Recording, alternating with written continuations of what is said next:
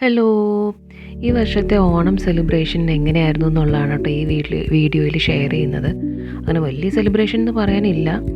എന്നാൽ കൂടിയും ഞങ്ങൾ ഇപ്രാവശ്യം കുമരകത്തായിരുന്നു. കുമരകത്തൊരു റിസോർട്ടിലായിരുന്നു ഞങ്ങളുടെ ഇപ്രാവശ്യത്തെ ഓണം സെലിബ്രേറ്റ് ചെയ്തത്. അപ്പോൾ ഞങ്ങൾ ഓഫീസൊക്കെ കഴിഞ്ഞ് വന്ന് കുറച്ച് ലേറ്റായിട്ടാണ് അവിടെ ചെക്ക് ഇൻ ആയത്. രാത്രിയൊക്കെ ആയി. അപ്പോൾ ജസ്റ്റ് ഞങ്ങൾ ചെക്ക് ഇൻ ചെയ്തു. നല്ല റൂമായിരുന്നു കേട്ടോ. വളരെ നല്ല നീറ്റ് ആൻഡ് ക്ലീൻ ആയിട്ടുള്ള നല്ല റൂമായിരുന്നു ഞങ്ങൾക്ക് കിട്ടിയത്. അന്ന് പിന്നെ ഇത്ര ലേറ്റ് ആയതുകൊണ്ട് തന്നെ വെളിയിലൊന്നും പോകാൻ പറ്റിയില്ല. ജസ്റ്റ് ചെക്ക് ഇൻ ചെയ്തു. പിന്നെ ഡിന്നറൊക്കെ കഴിഞ്ഞിട്ട് ഞങ്ങൾ അങ്ങനെ റൂമിൽ തന്നെ ഇരിക്കുകയായിരുന്നു, എങ്ങും പോയില്ല. പിന്നെ ബാൽക്കണിയുള്ള റൂമായിരുന്നു കേട്ടോ. നേരെ താഴെ പൂളുണ്ടായിരുന്നു. പക്ഷേ ഈ രാത്രി ആയതുകൊണ്ടൊന്നും കാണാൻ പറ്റില്ല. പൂളിൻ്റെ അടുത്ത ഭാഗത്തായിട്ട്, പൂളിൻ്റെ അപ്പുറത്തായിട്ട് നല്ലൊരു താമരയുള്ളൊരു വെള്ള താമരയുള്ളൊരു കുളമൊക്കെ ഉണ്ടായിരുന്നു കേട്ടോ. അത് ഫാം പോലെ വളർത്തുന്ന സ്ഥലമാണ്, പക്ഷെ ഒന്നും കാണാൻ പറ്റുന്നില്ല രാത്രിയിൽ. ഇതായിരുന്നു ഞങ്ങളുടെ റൂം.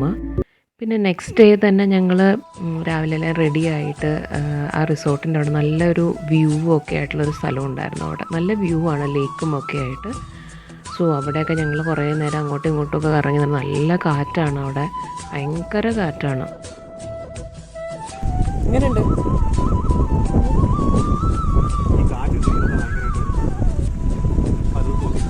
പിന്നെ വേറെന്താ, നമ്മുടെ മെയിൻ സംഭവമല്ലേ സദ്യ.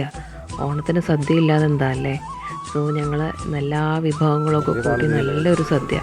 എസ്പെഷ്യലി എനിക്ക് ഭയങ്കര ഇഷ്ടം കേട്ടോ. നിറയെ ഇങ്ങനെ കൂട്ടാനൊക്കെ കൂട്ടി കഴിക്കുന്നുണ്ട്. റേച്ചേട്ടന് അത്രയും താല്പര്യമില്ല കേട്ടോ. ഞാനെല്ലാ കൂട്ടാനും കൂട്ടിയൊക്കെ സദ്യ കഴിച്ചു. സാമ്പാറും പുളിശ്ശേരിയും രസവും അങ്ങനെ എല്ലാം. റേച്ചേട്ടൻ പരിപ്പും രസം മാത്രമേ കഴിച്ചുള്ളൂ. റേച്ചേട്ടൻ സാമ്പാറെന്ന് പറഞ്ഞാൽ തന്നെ ഭയങ്കര ഒരു വെറുപ്പുള്ള കാര്യമാണ്.